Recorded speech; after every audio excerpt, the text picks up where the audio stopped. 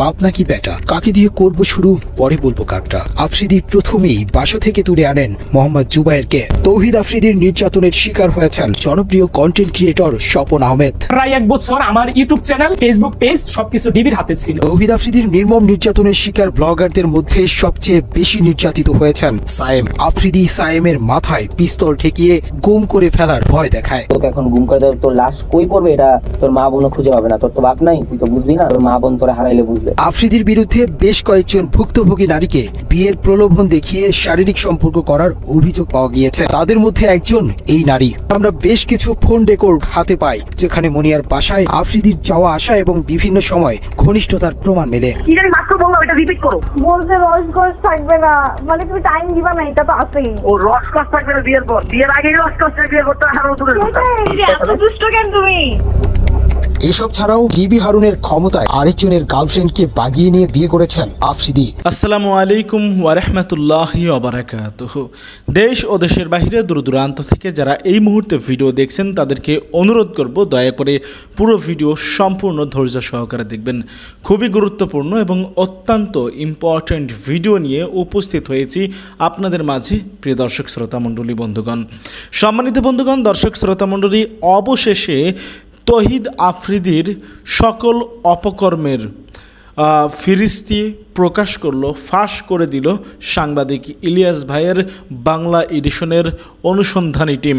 প্রিয় দর্শক শ্রোতা মণ্ডলী, সাংবাদিক ইলিয়াস ভাইয়ের বাংলা এডিশন পত্রিকার অনুসন্ধানী টিম তারা তৌহিদ আফ্রিদির মুখোশ উন্মোচন করে দিল। অবশেষে তৌহিদ আফ্রিদির সকল অপকর্ম কুকর্ম তারা প্রকাশ করেছে। তৌহিদ আফ্রিদি কতটা ভয়ানক সেটা আপনারা সেই প্রতিবেদন দেখলেই বুঝতে পারবেন। সাংবাদিক ইলিয়াস ভাই সত্যিকার অর্থেই প্রমাণ করে দিল আবারও তিনি সর্বকালের সর্বশ্রেষ্ঠ সাংবাদিক। বর্তমান সময়ের সবথেকে সাহসী সংবাদকর্মী যাকে বলা হয়ে থাকে তিনি হচ্ছে সাংবাদিক ইলিয়াস ভাই। আর সাংবাদিক ইলিয়াস ভাইয়ের প্রতিবেদন মানেই এক একটা যেন এক একটা মিসাইল। প্রিয় দর্শক, সারা মিডিয়ার প্রোপাগান্ডা একদিকে আর সাংবাদিক ইলিয়াস ভাইয়ের প্রতিবেদন অন্যদিকে। সাংবাদিক ইলিয়াস ভাইয়ের একটা মিসাইলই যথেষ্ট। ধন্যবাদ বাংলা এডিশন টিমকে তৌহিদ আফ্রিদির মতো এরকম কুলাঙ্গারের মুখোশ উন্মোচন করার জন্য। প্রিয় দর্শক, চলুন কথা না বাড়িয়ে আর দেরি না করে আমরা সাংবাদিক ইলিয়াস ভাইয়ের বাংলা এডিশনের অনুসন্ধানী টিম তৌহিদ আফ্রিদিকে নিয়ে কি প্রতিবেদন প্রকাশ করেছে সেই প্রতিবেদনটা দেখে আসি, বিস্তারিত জানবো সেই প্রতিবেদন থেকে তৌহিদ আফ্রিদি সম্পর্কে। দর্শক, কথায় আছে মুখে মধু অন্তরে বিষ। মুখে মধু নিয়ে 20 ঢালা 2 বাপ বেটা 420, 20 40 আর দুজন মিলে 840। এমন 2 প্রতারক পিতা পুত্রের ভয়ঙ্কর প্রতারণা নিয়েই আমাদের নতুনভাবে যাত্রা শুরু। ক্রাইম এডিশন টিমের প্রথম অনুসন্ধান, বাপ বেটা 840।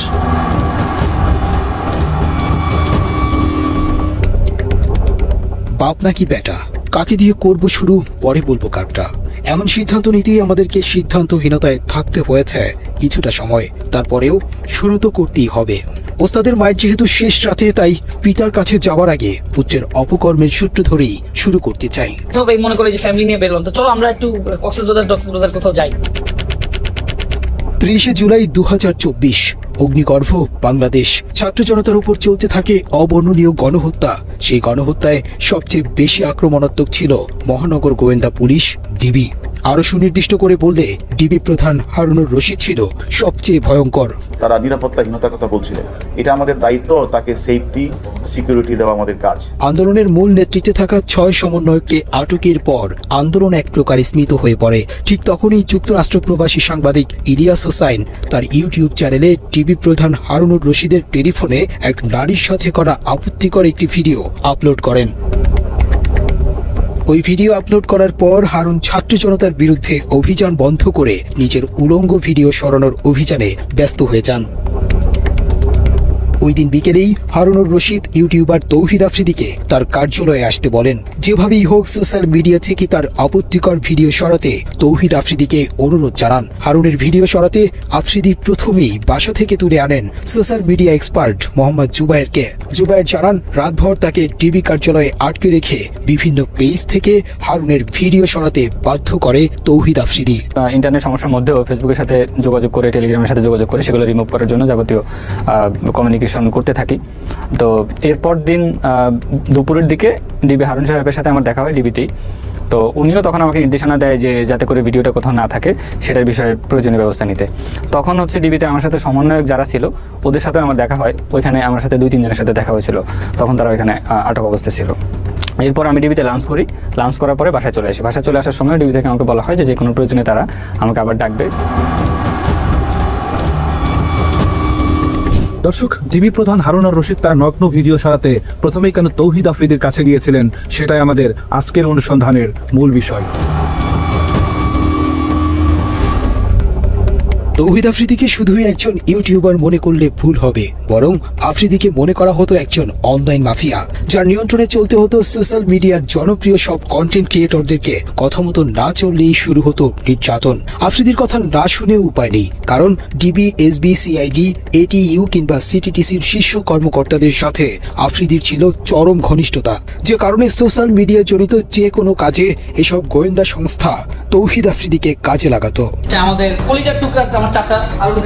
30 জুলাই রাতে ডিবি প্রধান হারুনুর রশিদের গোপনাঙ্গ ওপেন হবার পর আব্দুল্লাহ আল ইমরান নামে আরেকজনকে তুলে আনা হয়। হারুনের নগ্ন ভিডিও সরাতে তাকেও জোরপূর্বক বাধ্য করা হয়। ডিবির হারুনের বেসিক্যালি একটা ভিডিও ভাইরাল হয়, তো ওই ভিডিওটা রিমুভের জন্য হচ্ছে আমাকে নক করে, এন্ড আমি বেসিক্যালি ওইটা রেকর্ড করে রাখি সেকেন্ড পার্টে। ওই ভিডিওটা রিমুভের জন্য বলে যে যত টাকা লাগে সে দিবে, জাস্ট ভিডিওটা সব জায়গা থেকে রিমুভ করতে হবে। তো আমরা বলি যে না, এটা পসিবল না, এটা সব জায়গায় ছড়ায় গেছে, আমার টিম এটা করতে পারবে না, মানে একটা কিছু তো বলতে হবে। সো আমি ওটা আসলে রেকর্ড করে রাখি। আব্দুল্লাহ আল ইমরান তৌহিদ আফ্রিদির আরো অনেক কুকর্মের সাক্ষী, কারণ ইমরান এক সময় তৌহিদ আফ্রিদির ফেসবুক পেজের অ্যাডমিন হিসেবে দায়িত্ব পালন করেছেন। ও একটু নাটক সাদা ছিল, বলতেছিল পেজ হ্যাক হয়ে যেতেছে, এই হইতেছে সেই হইতেছে। তো সাডেনলি ধর ওই টাইমে আমারে রিমুভ করে পেজ থেকে, সে পরেই বলে পেজ হ্যাক হয়ে গেছে, এই হয়েছে। তো আমি তো আসলে বুঝি নাটকটা তখন। আব্দুল্লাহ আল ইমরান আফ্রিদির অপরাধের জগৎ থেকে বেরিয়ে যেতে চেয়েছিলেন, কিন্তু আফ্রিদির সাথে থেকে আওয়ামী লীগের পক্ষে কাজ না করতে চাওয়ায় খেসারত দিতে হয়েছে তাকে। ট্রেনে যখন আমি পোস্ট করি একটু ইনডিরেক্টলি যে ইনফ্লুয়েন্সারদেরকে আমি ইনফ্লুয়েন্সার বলি, এন্ড বড়লোকের এক ছেলে এরকম ম্যানেজ করতেছে, এই সেই হয়। তো তখন আসলে আলটিমেটলি পোস্টটা একটু যখন রিচ পাওয়া শুরু হয়, তখন আমি মানে প্রশাসনিক জায়গা থেকে লাইক যেটা সিটিটিসি ছিল ওই টাইমে, সো ওই জায়গার এক কর্মকর্তা থেকে আসলে ফোন পাই। ইমরানের সাথে আফ্রিদির একটি গোপন ফোন রেকর্ড আমাদের হাতে এসেছে, যেখানে দেখা যায় আওয়ামী লীগের পক্ষে কাজ করতে রাজি না হওয়ায় ইমরানকে সরকারি বাহিনীর ভয় দেখানো হচ্ছে। হ্যাঁ ভাই, কথা বললাম, ওরা বললো যে ভাই এটা পসিবল হবে না, কারণ হচ্ছে অনেক জায়গায় চলে গেছে, তো অনেকে রাইট ম্যানেজারে আছে, এতগুলো ভিডিও আসলে এগুলো ভাবে রিমুভ করতে পারবে না। মানে ফেসবুক থেকে 90% রিমুভ করলেও হয় ভাই, এখন আসলে পসিবল হবে না। ওরা এটাই বলতো যে ভাই মানা করে দেন, এটা পসিবল হবে না এভাবে। হ্যাঁ, ড্রাইভ, টেলিগ্রাম গ্রুপ, ইভেন অনেক ওয়েবসাইট, আমার সিআইডি থেকেও ফোন দিছিল, পসিবল হবে। বলছি যে আমি তো ঢাকার বাইরে, এখানে নেটওয়ার্কের অবস্থা বাজে, অ্যান্ড সেকেন্ড থিং হচ্ছে কথা বললাম, বললো যে এটা আসলে ওইভাবে পসিবল না। ডিবি প্রধান হারুনের পক্ষ হয়ে তৌহিদ আফ্রিদি কল করার কিছুক্ষণ পরেই আব্দুল্লাহ আল ইমরান ফেসবুকে একটি পোস্ট করেন। এর কিছুক্ষণ পরেই সিটিটিসি থেকে ইমরানকে একজন কল করে পোস্টটি সরিয়ে ফেলতে বলেন। আমি কোনো আফ্রিদি বা কারো করে কোনো পোস্ট করি নাই, আমি একটা পোস্ট করছি, সেটা হচ্ছে ইনফ্লুয়েন্সার নিয়ে। একটা ঝামেলা তৈরি হচ্ছে, কিন্তু আমাদের পুরো আন্দোলনের পক্ষে বা ওদের কোনো প্রস্তাব বা ব্যক্তি হিসেবে যখন দুষ্ট সৃষ্টি হয়েছে কেউ না, তাতে কিছু জায়গায় ঝামেলা হচ্ছে বা না, দেখো যে আমার পর্যন্ত আসছে। আফ্রিদির সাথে দীর্ঘদিন কাজ করেছে এমন আরো অনেকের সন্ধান আমরা পেয়েছি, যাদের সবার গল্প প্রায় একই রকম। তৌহিদ আফ্রিদির নির্যাতনের শিকার হয়েছেন জনপ্রিয় কন্টেন্ট ক্রিয়েটর স্বপন আহমেদ। প্রায় এক বছর আমার ইউটিউব চ্যানেল, ফেসবুক পেজ সবকিছু ডিবির হাতে ছিল।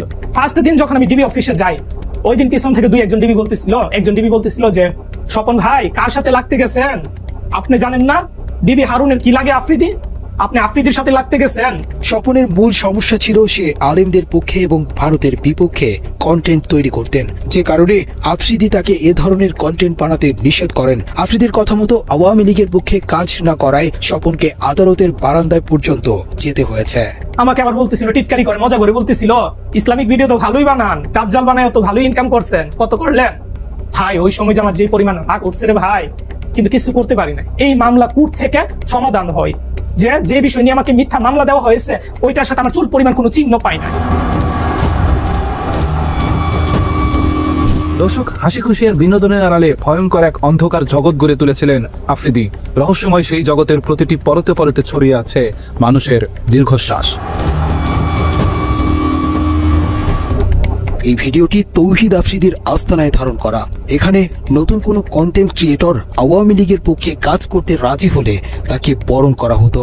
লাস্ট নির্বাচনের আগে অনেকগুলো কন্টেন্ট ক্রিয়েটরকে বলা হয় যে তারা যেন দেশের বিভিন্ন উন্নয়ন নিয়ে, মেট্রো রেল নিয়ে, এক্সপ্রেসওয়ে নিয়ে, আরো বিভিন্ন রাস্তাঘাটের উন্নয়ন নিয়ে ভিডিও বানায়। তখন কিন্তু আমাদেরকে কাউকে মেবি বলা হয় নাই, ইভেন আমাকেও বলা হয়নি যে সরকারের পক্ষ নিয়ে কোনো ভিডিও বানাও বা কোনো ব্যক্তির নাম মেনশন করে কোনো ভিডিও বানাও। আফ্রিদির আয়োজনে আওয়ামী লীগের পক্ষে কাজ করতে যাওয়া কন্টেন্ট ক্রিয়েটরদের নবীন বরণ অনুষ্ঠানের ভিডিও ধারণ করা সহজ হলেও একই জায়গায় যখন কাউকে শাস্তি দেওয়া হয় সেই ভিডিও রেকর্ড করা অসম্ভব।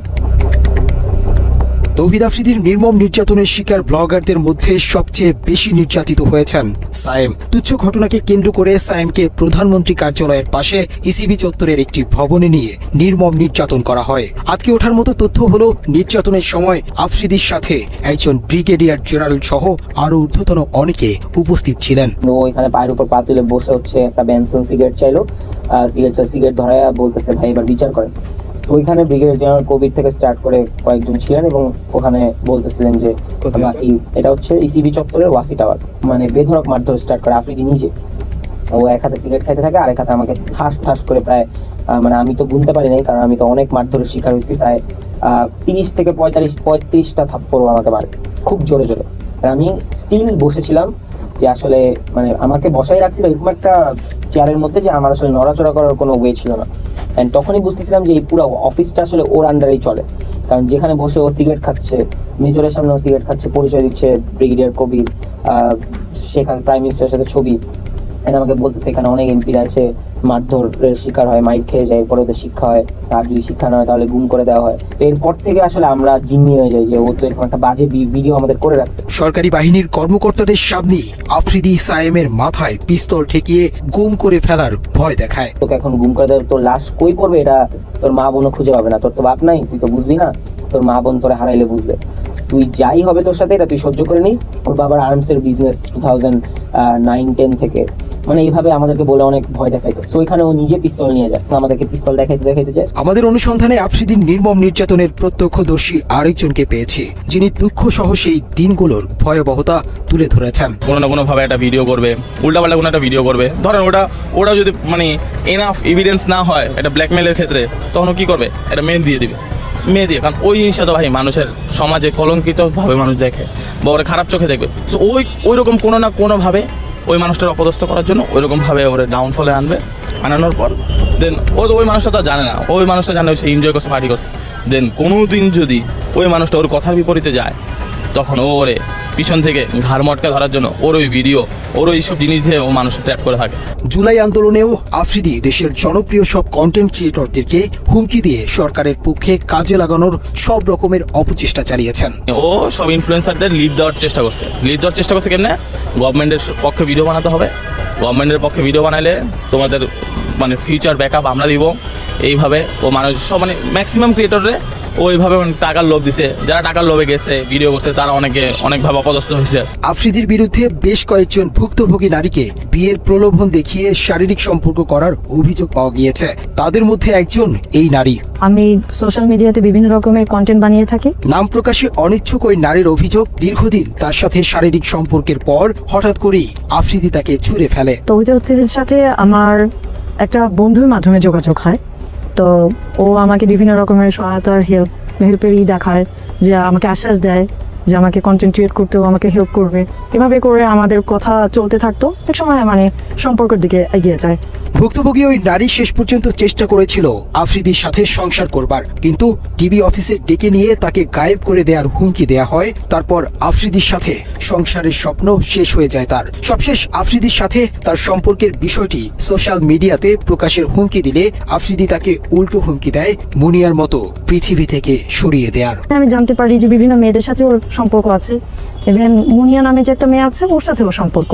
তো আমি এটা জেনে ওর সাথে আমি একটু রাগারাগি করি, কারণ এটা স্বাভাবিক, আমার একটু খারাপ লাগতেই পারে, আমি যেহেতু ওকে ভালোবেসে ফেলেছি। তো ওকে আমি বলার পরেও আমার সাথে খুব বাজেভাবে রিয়াক্ট নেয়, বলে যে একসময় এরকম বলে যে মুনিয়ার যেরকম অবস্থা হয়েছে আমারও ঠিক সেরকম অবস্থা হবে, মানে ইনডিরেক্টলি ওকে ভোটটার হুমকি দেয়। ওই নারীর অভিযোগের সূত্র ধরে আমরা বেশ কিছু ফোন রেকর্ড হাতে পাই, যেখানে মুনিয়ার বাসায় আফ্রিদির যাওয়া আসা এবং বিভিন্ন সময় ঘনিষ্ঠতার প্রমাণ মেলে। মুনিয়ার সাথে আফ্রিদির ঘনিষ্ঠতা এবং আরেক প্রেমিকার বক্তব্য মেলারে মুনিয়ার হত্যার রহস্য অন্যদিকে মোড় নিতে পারে। কি জানি মাত্র বললাম, এটা রিপিট করো। বলছে রসকস থাকবে না, মানে তুমি টাইম দিবা না, এটা তো আছেই। ও রসকস থাকবে না বিয়ের পর, বিয়ের আগে রসকস বিয়ে করতে হারো দূরে। উনি কিভাবে বললো? ওনাকে কি তোমার কিছু ছিল? হ্যালো, হ্যাঁ, কোথায় তুমি? হ্যালো, হ্যাঁ, কই কি করো? এই যে আমি রাতের মধ্যে আসছি। ও কোথায় আসবা? তোমার ঠিক করবো রাত্রে রাতে। আচ্ছা ঠিক আছে, ফোন দিও, আগে জানাও। হ্যালো, হ্যাঁ, কোথায় তুমি? অফিস অফিস অফিস থেকে গাড়ি চালাও? না না অফিস। আচ্ছা তো এখন কি করবো বলো একটু? কি করবো মানে বুঝিনি। মানে আজকে দেখা করবেন আমার সাথে একটু? না আমি মানে মাত্র ইন্টারকন্টিনেন্টাল থেকে বেরোচ্ছি। হ্যাঁ আমার কথা হচ্ছে আমি আসতে পারবো, কোনো সমস্যা নেই, কিন্তু আমি তো একটু ড্রাঙ্ক। তবে হবে না, সমস্যা কি? আচ্ছা কথা বলতে পারো না? হইছে বাইকাবা। হ্যাঁ বুঝি নাই, বাইকাবা গাদা কেন? গাদা কেন? এত ন্যাচারাল কথা বলতে পারতা? হ্যাঁ আমি ন্যাচারালি কথা বলি। হ্যাঁ কি করো? আচ্ছা যাক একটু 1%। হ্যাঁ এটা আমি তো আমি আসছি। এত দুষ্ট কেন তুমি? এসব ছাড়াও ডিবি হারুনের ক্ষমতায় আরেকজনের গার্লফ্রেন্ডকে বাগিয়ে নিয়ে বিয়ে করেছেন আফ্রিদি। শামসুল আরিফিন নামের একজনের সাথে আফ্রিদির বর্তমান বউ রিসার ছিল প্রেমের সম্পর্ক। পরে আরিফিনকে নানাভাবে হুমকি দিয়ে হারুনের দাপুটে রিসাকে বিয়ে করে আফ্রিদি। রিসার সাথে আমার সম্পর্ক হয়, আমার থেকে বেশি সেই আমাকে বেশি ভালোবাসতো। হঠাৎ করে আমার একদিন রাতের বেলা রাত 12টা 12:30টার দিকে ফোন আসে। তো ফোন এসে বলে যে আমি ডিবি কার্যালয় থেকে বলছি, আপনি বলে কোন মেয়েকে ডিস্টার্ব করেন? তা আমার ধারণা হলো আমি তো কোনো মেয়েকে ডিস্টার্ব করি না, কারণ আমার সাথে অলরেডি রিসার একটা ভালো সম্পর্ক, সামনে বিয়ে হবে। তো ডিস্টার্ব যদি নেক্সট টাইম করি তারা বলে আমাকে ডিবি কার্যালয়ে নিয়ে যাবে। বলতে বাধ্য হলাম যে একটা সুন্দর সম্পর্ক, সে আওয়ামী লীগের পাওয়ারে, ডিবি হারুনের পাওয়ারে এবং তার প্রশাসন দিয়ে আমাকে হ্যাস্ত করার চেষ্টা করছে, কিন্তু আমি তো একটা সাধারণ মানুষ, তাই আমি এই জিনিসগুলা নিয়ে কোনো আর আগাই নাই। ইভেন আমি এটাও শুনছি যে তহিদ আফ্রিদির সাথে যখন রিলেশনশিপ হয় তারপরে মুনিয়ার সাথে, বসুন্ধরার যে মুনিয়ার সাথে তহিদ আফ্রিদির একটা রেকর্ড ফাঁস হয়েছিল। তো ওই সময় রিসার সাথে ওর সম্পর্ক নষ্ট হয়ে গেছিল। রিসাকে ও বিয়ে করার কারণ হলো একটা ট্র্যাপে পড়ে গেছে রিসা, কারণ তহিদ আফ্রিদির চরিত্র তো ওরকম ভালো ছিল না।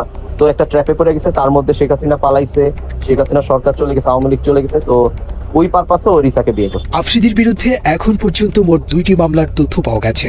এসব মামলার মধ্যে যাত্রাবাড়ি থানার CR 565/24 নম্বর মামলার অভিযোগে বলা হয়েছে জুলাই আন্দোলনে আসাদুল হক বাবু নামের এক বিক্ষোভকারীকে সরাসরি হত্যার পরিকল্পনা ও বাস্তবায়নে কাজ করেছে তৌহিদ আফ্রিদি।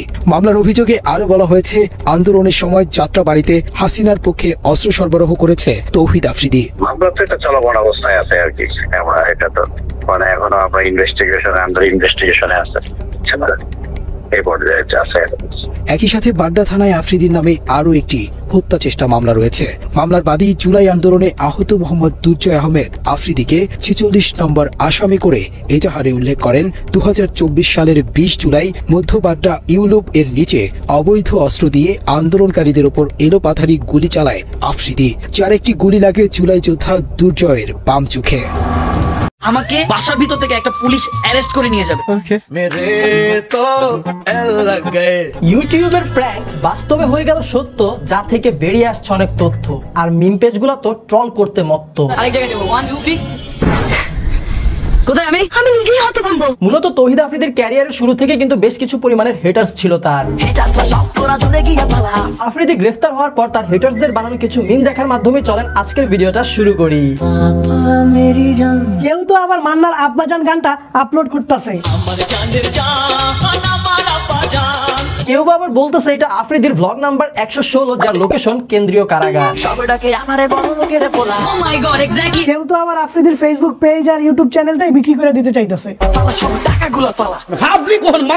অন্যদিকে আবার দেখি ইউটিউবার প্রত্যয় হিরণ আফ্রিদিরে ডেডিকেটেড করে পোস্ট দিছে দুইটা। একটা হচ্ছে ওয়েট, পোস্টটা শেয়ার দিছে কেডা? এ তো দেখি আমাদের পিয়াল ভাই, আফ্রিদির ডান হাত আর ক্যামেরাম্যান ছিল। যা বোঝা যায় আফ্রিদির নিজের টিমের মানুষজন কিন্তু তার সাথে স্যাটিসফাইড ছিল না, তাই তো এখন দিন শেষে আফ্রিদি ব্রো একা। আফ্রিদি এখন নিজের দুঃখ কাকে বলবে বলেন? আসলে আফ্রিদির সময়টা ভালো যাচ্ছে না আমার মতো। আমি পারি না আর পারি না। অন্যদিকে প্রত্যয় হিরণের সেকেন্ডে ডেডিকেট করা পোস্ট ছিল এইটা। শুধুমাত্র কিন্তু ইউটিউবার প্রত্যয় হিরণ না, তৌহিদ আফ্রিদি গ্রেফতার হওয়ার পর দেখতেছি কমেন্ট বক্সে প্রচুর পরিমাণের মানুষ স্মরণ করতেছে আরেক ইউটিউবার স্বপন আহমেদকে। এইসব মামলা টামলার কোনো কিছু বুঝিও না। যারা ভুক্তভোগী তাদের অনুভূতি জানতেছে। প্রচুর মানে কি বলবো, যারা কি করছে আহারে নামাজে বসা মোনাজাত ধরছে আর আমার চোখ দিয়ে অটোমেটিক পানি ঝরতেছিল। আমার পার্সোনাল বিষয়টা এখনো বলি নাই, আমার যে পার্সোনাল একটা বিষয় ছিল যেটার জন্য আমি কান্না করছি, তাহলে কিন্তু কোনো ছেলে কান্না করে না, আমি তো বিশেষ করে কান্নাই করতাম না যদি পার্সোনাল বিষয়টা যদি না হতো আমার। এই যে এখন তুমি আমার নামে মামলা দিছো। আরেক ইউটিউবার সায়েম আহমেদ, তার তো পুরো হালুয়া টাইট অবস্থা নাকি হয়ে গিয়েছিল। আমাকে ধরে এলো পাথারি লাঠি দিয়ে আঘাত করতে থাকে। ইউটিউবারদের পর দেখি আমাদের সেফুদাও পোস্ট দিচ্ছে তৌহিদ আফ্রিদিকে নিয়ে। প্রকৃতি এখন আফ্রিদির বাবা আর আফ্রিদি দুইজনেরই বিরুদ্ধে। এজন্যই মানুষ আফ্রিদিকে নিয়ে মিম বানাচ্ছে যে যা হয় ভালোর জন্যই হয়। ছবির এই পোস্টটা তো খুব চেনা চেনা লাগতেছে, কোথায় জানি দেখছি। ঠিক এভাবেই আমরা আমাদের জীবনের ডাউনফল এনজয় করি। সব পেলে নষ্ট জীবন। শুধুমাত্র মিমস বানায় কিন্তু থাই মানায় পোলা পায়। আফ্রিদিরে নিয়ে এআই ভিডিও পর্যন্ত বানায়া ফেলছে।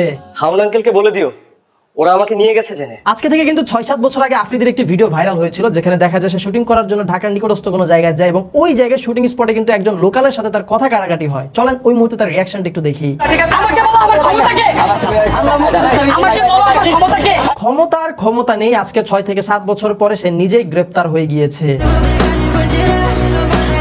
এমনকি এখন অনেক সোর্স থেকে এটাও বলা হচ্ছে যে বাসার ছাদের পানির ট্যাঙ্কির মধ্যে লুকিয়ে ছিল সে, তারপরও সিআইডির চোখ ফাঁকি দিতে পারেনি।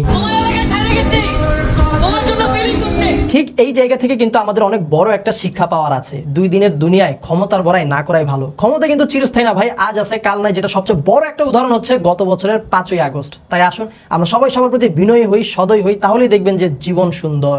Life is beautiful. এখন আফ্রিদিকে গ্রেফতার করার জন্য অনেকেই কিন্তু অনেক ধরনের কারণ দেখাচ্ছে, তবে আমার কাছে মনে হয় সব থেকে বড় কারণ ছিল আমাদের হাউন আঙ্কেলকে তেল মারা। আমাদের দেশের অনেক অনেক ক্রিটিক্যাল সময় আমরা দেখি যে জান ঝুঁকি নিয়ে কাজ করছে। তবে আফ্রিদিকে আটক করার আসল কারণটা কি, চলেন এখন সেইটা দেখি। তাকে গ্রেফতার করার আসল কারণ কি দেখানো হয়েছে। বৈষম্য বিরোধী আন্দোলনে যাত্রাবাড়ি থানায় দায়ের করা হত্যা মামলায় কন্টেন্ট ক্রিয়েটর তৌহিদ আফ্রিদিকে গ্রেফতার করেছে সিআইডি পুলিশ। আজ 24 আগস্ট বরিশাল থেকে সিআইডির এক বিশেষ অভিযানিক দল অভিযান চালিয়ে তাকে গ্রেফতার করে। বৈষম্য বিরোধী ছাত্র আন্দোলনে যাত্রাবাড়ি থানায় দায়ের করা হত্যা মামলার 11 নম্বর আসামি তৌহিদ আফ্রিদি। একই মামলায় 22 নম্বর আসামি তার বাবা মাই টিভির চেয়ারম্যান নাসিরউদ্দিন সাথীকে গত 17 আগস্ট ঢাকা মহানগর পুলিশ ডিবি গ্রেফতার করে। ওর কাছে ঘটনা জানতে চাই আমি ভুল করছি। আফ্রিদিকে যে গ্রেফতার করা হয় এখানে দুইটা বিষয় ছিল সবথেকে বড় চমলক্ষ। প্রথম বিষয়টা হচ্ছে আমাদের সাংবাদিক ইলিয়াস হোসাইন, সে তার ফেসবুকে একটা পোস্ট দিছিল।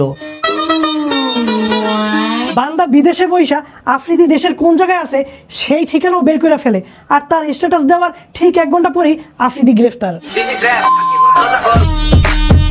কেমন দিলাম? ভালোই দিছেন, তবে গ্রেফতার হওয়ার পর আফ্রিদির টেনশন কি নিয়ে সেটা দেখা পাইছি ভাই আরেক বিনোদন। বান্দার জীবন নিয়ে চিন্তা নাই, টেনশন পড়ে আছে ভেপ নিয়া। যত যাই হোক ভেব হারানো যাবে না। এই ছিল আজকের ভিডিও। তবে এই জায়গায় আফ্রিদি মানুষ হিসেবে কেমন সেটা আমরা বলতে পারবো না, ডিরেক্ট তাকে ভালো কিংবা খারাপ ট্যাগ দিতে পারবো না। ওর সাথে আমাদের দেখা হয়েছে 2বার 2টা ইভেন্ট এবং আমাদের সাথে যথেষ্ট বিনয় এবং হাম্বল ছিল। তবে আসলে কিরকম সেটা তার কাছের মানুষজন এবং তার দ্বারা নির্যাতিত হওয়া মানুষটা শুধুমাত্র বলতে পারবে। বিরাট ঘটনা ঘটে গেছে এটা বলতে পারি। সো এই ছিল আজকের ভিডিও। এই বিষয়ে আপনাদের কি মতামত কমেন্ট বক্সে কিন্তু অবশ্যই আমাদেরকে জানাবেন। বাঁচবে না আফ্রিদি, বাঁচবে না। আমার অনেকটা হাসি পেয়েছে। দেখেন, হয়তো কারো পৌষ মাস কারো সর্বনাশ, কিন্তু আল্লাপাক ছেড়ে দেয় না। এটার একটা প্রমাণ হচ্ছে তৌহিদ আফ্রিদি। ব্যক্তি তৌহিদ আফ্রিদির প্রতি আমাদের কোন রকম অভিযোগ নেই। তৌহিদ আফ্রিদিকে নিয়ে সারা বাংলাদেশের মানুষের একটা সফট কর্নার আছে, তার কন্টেন্টের জন্য, তার ভালো কাজের জন্য। কিন্তু এই ভালো কাজের পেছনে তৌহিদ আফ্রিদির এমন অনেক কর্মকাণ্ড আছে যা হয়তো আপনি জানেন না। আর এর বেশিরভাগের শিকার হয়েছে কন্টেন্ট ক্রিয়েটররা। আমার পরিচিত একটা ছেলে আছে ইদানিং, আজকে এটা সারা ফেসবুকে ভাইরাল, সাইমের ঘটনা নিশ্চয়ই আপনারা দেখেছেন, সকল টেলিভিশনে আসছে যে কিভাবে আফ্রিদিকে নিয়ে একটা কন্টেন্ট বানানোর কারণে ডিবি অফিসে তুলে নিয়ে আপনার সাইমকে পিটানো হয়, এবং কি সেই দৃশ্য তৌহিদ আফ্রিদি নিজে ভিডিও করে দেখেছিলেন। কথা বলছি, তৌহিদ আফ্রিদিকে আসলে ক্যান্সারে আক্রান্ত নাকি এটাও নতুন নাটক? সারা বাংলাদেশের মানুষ আমরা প্রথম জানলাম আজকে তৌহিদ আফ্রিদি ক্যান্সারে আক্রান্ত, তার পেশাবের সাথে ব্লাডও যায়। দর্শক, আজকে কন্টেন্ট ক্রিয়েটর তৌহিদ আফ্রিদি সম্পর্কে যখন তাকে আদালতে তোলা হয়, তার আইনজীবী অদ্ভুত দাবি করে বসেছেন যে তৌহিদ আফ্রিদি লিভার এবং ক্যান্সারে আক্রান্ত। আচ্ছা, এই ঘটনা আজকের আগে সারা বাংলাদেশের মানুষ কেউ জানছেন? মানে এই টাইপের যারা কন্টেন্ট ক্রিয়েটর আছে, তাদের যদি একটা পোষা বিড়ালও থাকে, ওইটাও যদি অসুস্থ হয়, এই দেশের মানুষ আমরা মন দিয়া দেখি, কারণ তারা এটা প্রকাশ করে। আজকে আদালত প্রাঙ্গণে আমরা দেখলাম যে তার আইনজীবী বলছেন মামলার ঘটনার সঙ্গে আসামির কোনো সংশ্লিষ্টতা নেই। এটা সত্য বলে ভাই, এটা আপনারা কেমন আগে আগে সত্য বলতেছেন? গতকালকেও বলছি, এই যে মামলাটা যেটা হয়েছে, এটা তৌহিদ আফ্রিদির যেই মামলার বাদী, তো বাদীও নাকি বলছে যে এই মামলাতে 11 এবং 22 নম্বরে আফ্রিদি এবং আফ্রিদির বাবার যে সংশ্লিষ্টতা, এটা আসলে নাই। তো নাম কিভাবে আসছে?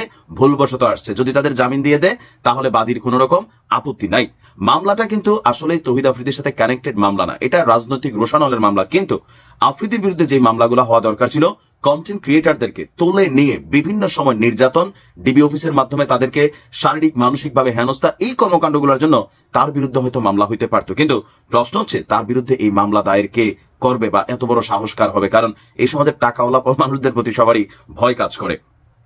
এখানে আপনার আফ্রিদির আইনজীবী যিনি আছেন, তিনি বলছেন বাদীর অভিযোগ আওয়ামী লীগের নেতাকর্মী, আইন শৃঙ্খলা বাহিনী এবং পুলিশের নির্বিচারগুলিতে যে মামলাটা মানে আফ্রিদি যেই মামলায় গ্রেপ্তার হয়েছে সেই ভিকটিম নিহত হন, এখানে আসামির কোনো ভূমিকা নেই।